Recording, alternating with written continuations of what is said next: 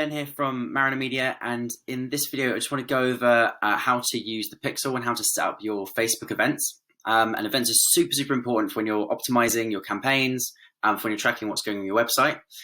Before we go into it, I'll just ask you to smash the like button below. Really helps us out.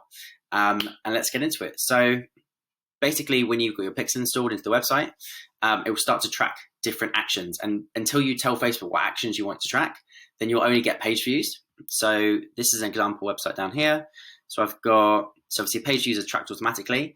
And then I've put in different tracking into different buttons, different pages, so that I know what's happening on the website. It's like initiate checkout, when people are purchasing, all that kind of stuff. And the way you do that, so the way you add in these events is the first thing you do is obviously come to Events Manager. So I'm in Events Manager now. And then go to Add Events, which is a little grey button here. Actually, before you do that, just copy this.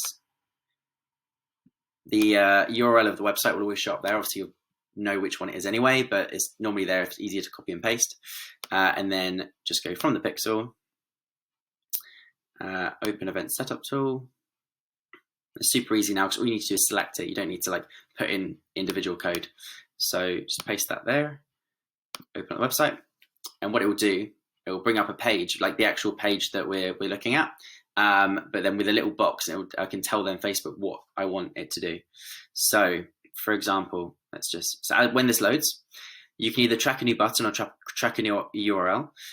So the way you use like track a URL would be like, okay, if it's on a thank you page, so this, say a purchase is any page that contains /thank you. That's the kind of way you'd use a URL. Or if you wanted to say, okay, they're on the checkout, like people that have initiated checkout, anyone who lands on the checkout URL is obviously initiated checkout. So that's how you track that. So if you wanted to track URL, you can just select an event. So let's say it's initiate checkout, and then you just paste in, you just paste in either equals or contains here. So like if it's exactly this exact match, or if you've got a few different pages but that are checkouts, but they're just linked by the word checkout, then you can always just paste that into here with like URL contains or equals.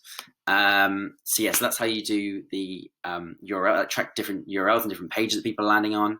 And then if you want to track buttons, so say for example, I wanted to know everyone that had watched the video, I could then track this button and click that, and then it would ask me, okay, what do you want it to be? So I can be like, okay, let's say view content, and I could select that. And then once I've selected that, all I do is go finish setup. Obviously, I haven't changed anything, so it will normally just say complete. Yeah, it's fine. Submit. And then what it will do, it will take you back to your Events Manager. And normally you won't see these here. You just have to refresh the page first, and then the new ones will come up. So that's how you add events.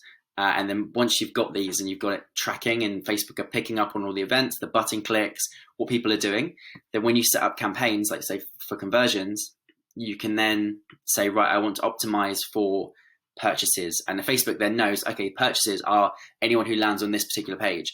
So what will happen is that when it's, one second, what will happen is when people land that page, it will look at the kind of the personality and the habits of that person, and then go back to the campaign and optimize itself to just send people across that are most likely to do the action you want. And that really has a massive effect on the campaigns, because otherwise Facebook doesn't really know what you want. Like as long as it knows exactly what you want, then it can go off and find the people that are as closely matched as possible.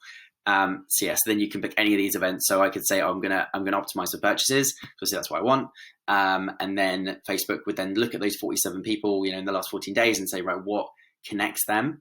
And then it would start to optimize my front end campaign to show it to people that it thinks are most likely to follow in the footsteps of those people. So I hope that helps. Just leave a comment below if you have any problems or anything you want to see. But if not, I will see you guys on the next video.